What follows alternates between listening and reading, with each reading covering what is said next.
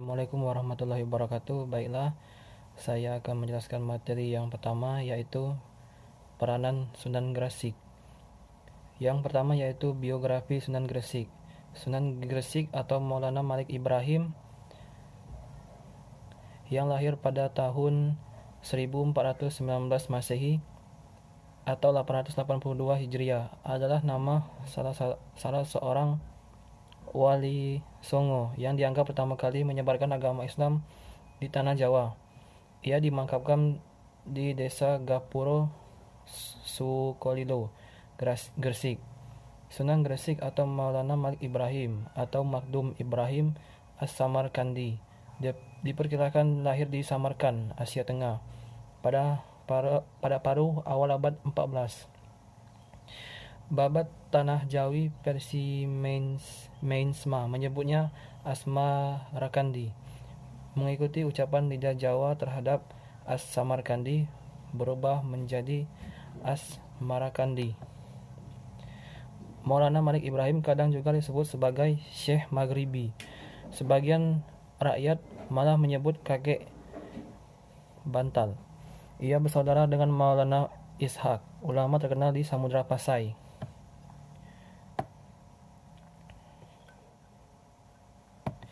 Yang kedua yaitu metode dakwah Sunan Gresik. Muhammad Syekh Maulana Malik Ibrahim yang makamnya terletak di Kampung Gapura di dalam kota Gresik, Jawa Timur, tidak jauh dari pelabuhan. Inskripsi makamnya yang menunjuk angka 882 Hijriah atau 1419 Masehi, yaitu wafatnya menempatkannya sebagai salah seorang tokoh yang dianggap penyebar Islam tertua di Jawa. Berikut beberapa metode dan sarana dan usaha yang dilakukan Sunan Gresik dalam berdakwah. Satu yaitu mempelajari adat istiadat setempat. Pertama-tama yang dilakukan ialah mendekati masyarakat melalui pergaulan. Budi bahasa yang ramah senantiasa diperlihatkan dalam pergaulan sehari-hari. Ia tidak menentang secara tajam agama dan kepercayaan hidup dari penduduk asli, melainkan hanya memperlihatkan keindahan dan kebaikan yang dibawa oleh agama Islam. Yang kedua yaitu membuka warung atau berdagang. Setelah berhasil memikat hati masyarakat sekitar, aktivitas selanjutnya yang dilakukan Maulana Malik Ibrahim ialah berdagang. Ia berdagang di tempat pelabuhan terbuka yang sekarang dinamakan Desa Romo Manyar di wilayah yang baru ditempati.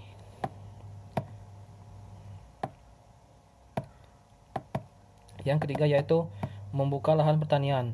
Sunan Gresik adalah orang yang ahli dalam pertanian. Beliau mampu memanfaatkan tanah di Jawa yang subur untuk menanam tanaman kebutuhan sehari-hari seperti padi, umbi-umbian, dan sebagainya. Bahkan beliau merupakan orang pertama yang memiliki gagasan untuk mengalirkan air dari gunung untuk menunjang irigasi lahan pertanian penduduk. Yang keempat yaitu menjadi tabib. Selain handal dalam perdagangan dan pertanian, Sunan Gresik juga cukup piawai dalam menangani masalah kesehatan dengan racikan obat yang dibuat beliau. Hampir seluruh orang yang berobat mendapatkan kesembuhan. Dan kelima yaitu hidup dengan sederhana.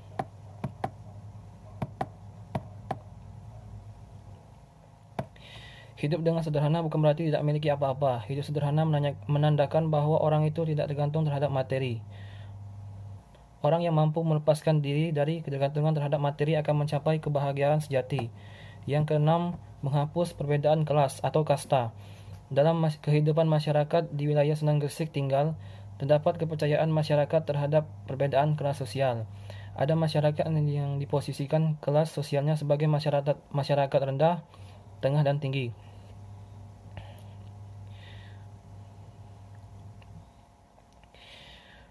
Oleh karena itu, Sunan Gresik yang jika dilihat dari kepercayaan masyarakat setempat sebagai orang yang memiliki kelas sosial tinggi karena beliau tergolong kaya dan menantu raja, tetapi memposisikan diri sebagai orang yang sederajat dengan siapapun.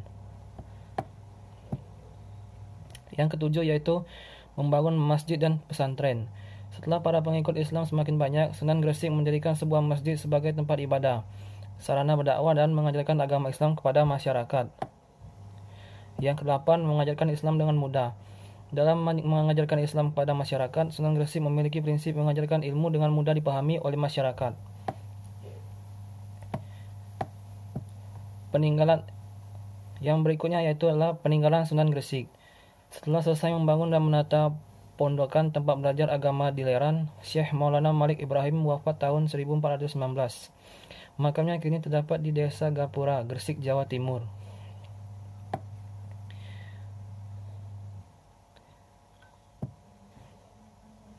Baiklah, mungkin itu saja penjelasan dari saya mengenai Sunan Gresik. Yang selanjutnya akan mungkin dijelaskan oleh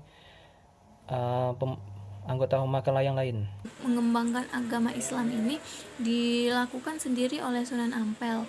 Namun Sunan Ampel ini menugaskan putra-putra dan kerabatnya untuk mendakwakan agama Islam di Pulau Jawa itu juga. Usaha lainnya yang dilakukan oleh Sunan Ampel yakni dengan membumikan Islam sesuai budaya setempat, seperti kepribadian Islam pun diambil dari bahasa-bahasa setempat, sebagai contoh istilah yang sembahyang untuk menggantikan sholat, langgar untuk menggantikan musola, pasa untuk menggantikan saum, neraka untuk menggantikan nar, dan sebagainya. Metode dakwah yang dilakukan oleh Sunan Ampel ini memang sangat berbeda dengan wali-wali yang lainnya. Metode dakwah dengan masyarakat kelas menengah ke bawah dilakukan dengan pembaruan dan pendekatan. Sedangkan ketika menghadapi orang-orang yang cerdik dan cendekia dengan pendekatan intelektual dan penalaran logis. Beberapa wali lainnya menggunakan metode dakwah dengan menggunakan pendekatan seni budaya sebagai media dakwahnya. Namun si Sunan Ampel ini lebih memilih menggunakan pendekatan intelektual yang memberikan pemahaman wacana intelektual dan diskusi cerdas, kritis yang diterima oleh akal manusia. Pada dasarnya, urgentisitas budaya sebagai media dakwah alternatif memang tidak bisa untuk dibantah dan dilupakan, karena sejarah juga membuktikan bahwa pendekatan kultur budaya yang dimainkan oleh Sunan Kalijaga berhasil membuat ketertarikan sendiri bagi masyarakat. Namun pendekatan kultur dari nilai lebih relevan pada kalangan masyarakat kelas menengah. Metode dari Sunan Ampel ini terbukti dapat memperbaiki moralitas masyarakat yang konon pada saat itu telah merosot sampai pada level memprihatinkan. Inilah yang salah satu alasan mengapa Prabu Sri Keruartijaya memberikan keleluasaan kepada Sunan Ampel untuk menyebarkan Islam kepada tingkatan sosial masyarakat. Di Ampel, beliau mendirikan sarana ibadah yang kini menjadi Masjid Sunan Ampel dan sarana pendidikan untuk menunjang internalisasi ajaran nilai-nilai Islam untuk menggantikan keyakinan lama. Sekian penjelasan dari saya tentang Sunan Ampel. Ini kurang saya mohon maaf. Pada Allah saya mohon ampun. Saya akhiri. Assalamualaikum warahmatullahi wabarakatuh. Baiklah, Assalamualaikum warahmatullahi wabarakatuh. Saya Rusmusnya Rahmajana akan menjelaskan materi di bagian Sunan Ampel. Pertama saya akan menjelaskan dulu biografi dari si Sunan Ampel ini. Sunan Ampel ini bernama lengkap Syed Muhammad Ahli Rahmatullah, yang lahir pada tahun 1401 di Campa. Ia ini adalah seorang wali yang menyebarkan Islam di Nusantara, seorang wali yang termasuk dalam Wali Songo yang memiliki peran besar dalam menyebarkan Islam di Nusantara, khususnya yaitu di Tanah Jawa. Sesudah pindah dari Jawa Timur, ia ini diberi nama Raden Rahmat atau Sunan Ampel oleh masyarakat setempat. Nama Ampel itu berasal dari nama tempat yang Raden Rahmat ini bermukim, yaitu Ampel Denta, kawasan di Surabaya. Sunan Ampel ini adalah putra dari Syekh Maulana Malik Ibrahim, seorang ulama dari Syarmat, Asia Tengah, yang menikahi putri Raja Kamboja, yaitu Dewi Chandrawulan. Dakwah Sunan Ampel pada tahun 1443 Masehi bersama dengan ayah dan saudaranya. Sunan Ampel ini datang ke Pulau Jawa. kemudian menjadi Bupati Surabaya menggantikan Arya Lembu Suraputra dari mertuanya Arya Teja, membangun keakraban dengan penguasa guna memproses penyebaran Islam dengan cara menikahkan para penyebar Islam dengan penguasa setempat.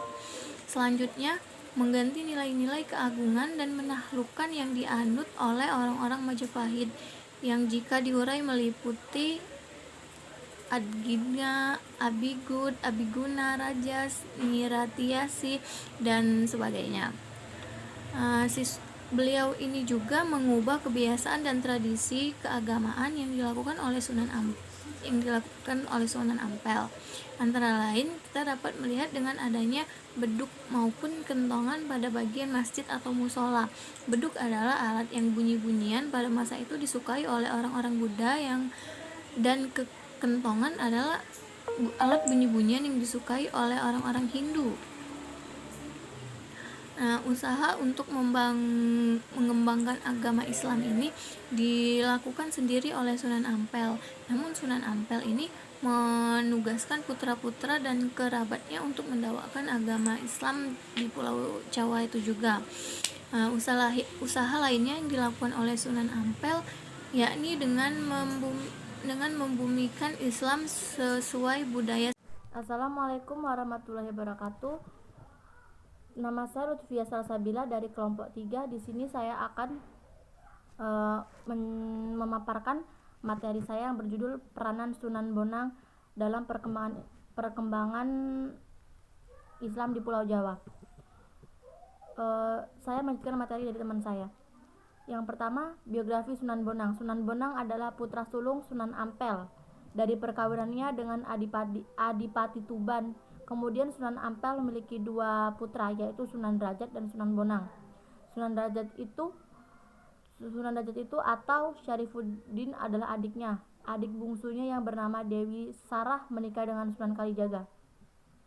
Sunan Bonang waktu kecil bernama Makhdum Ibrahim, lahir pada tahun 1465 Masehi di Bonang, Tuban.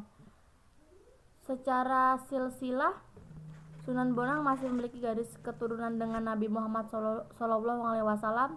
Ia adalah keturunan ke-23 dari Nabi Muhammad melalui Siti Fatimah dan Ali bin Abi Thalib. Oleh sebab itu, dalam serat Darmogandul yang karya sastra tentang runtuhnya Majapahit, ia disebut dengan julukan Sayyid Keramat atau dikatakan sebagai orang keturunan Arab.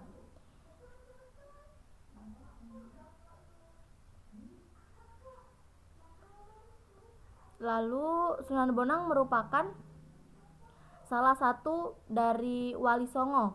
Sunan Bonang dikenal sebagai juru dakwah yang mumpuni. Ia menguasai fikih,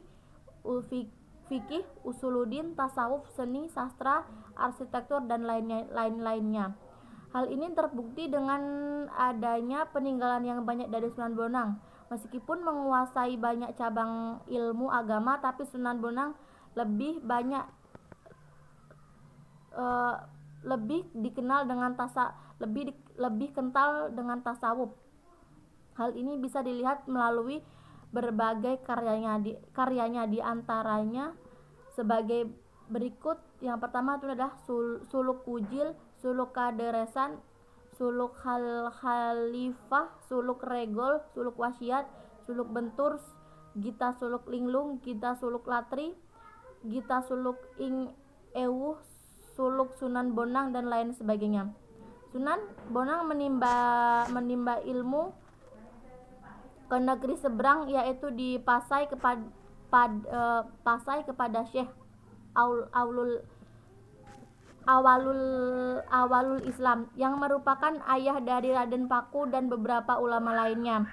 Setelah mereka belajar di Pasai, maka mereka kembali ke tanah Jawa. Raden Paku juga pernah belajar di Melaka yang merupakan salah satu pusat kebudayaan Islam. Kebudayaan Islam Melayu bahkan menjadi nadi pengajaran dan penyebaran ajaran Islam di Asia Tenggara.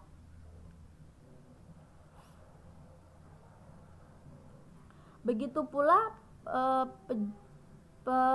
penjaga makam Sunan Bonang yang di Tuban juga mengatakan bahwa Sunan Bonang itu pernah menikah. Apa yang disampaikan oleh Kiai Haji Mustafa Bisri dan penjaga makam itu berbeda dengan apa yang disampaikan pada riwayat Sunan Bonang oleh penulis lain. Sunan Bonang wafat pada tahun 1525 Masehi. Makam Sunan Bonang menjadi salah satu kontroversi dalam riwayatnya karena ada empat makam yang saat ini dianggap sebagai makam Sunan Bonang. Yang paling masyhur adalah yang ada di Tuban, tepatnya di dekat Masjid Agung Tuban. Yang lainnya adalah di Tambak Keramat Bawean, serta ada juga yang mengatakan di Singkal Kediri yang berada di tepi Sungai Brantas, dan yang terakhir adalah sebuah bukit yang berada di antara Rembang dan Lasem. Baiklah, hanya itulah yang dapat kelompok kami jelaskan. Jika ada salah kata, kami mohon maaf. Kami akhiri. Wassalamualaikum warahmatullahi wabarakatuh.